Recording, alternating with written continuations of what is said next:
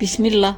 Bürclərin astroloji evləri insan həyatının müxtəlif sahələrini göstərən 12 bölmədir. Əgər bürclər xarakteri, planetlər isə enerjini göstərirsə, evlər harada və hansı sahədə baş verdiyini göstərir.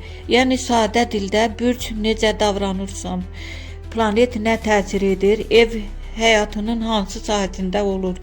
12 astroloji ev qısa izah. Birinci ev şəxsiyyət, görünüş, davranış, başlanğıc. İkinci ev pul, maddi imkanlar. Üçüncü ev ünsiyyət, yaxın qohumlar. Dördüncü ev ailə, köklər. Beşinci ev sevgi, yaradıcılıq, uşaqlar. Altıncı ev iş, sağlamlıq, gündəlik həyat. Yeddinci ev evlilik, münasibətlər. Səkizinci ev gizli şeylər, transformasiya, borc, pul.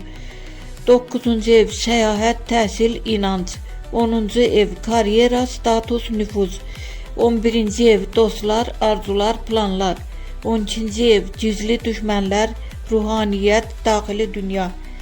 Əsas məntiq. Məsələn, əgər səndə Boğa bürcü 2-ci evdədirsə, pul və maddi sahədə sabitlik istəyirsən.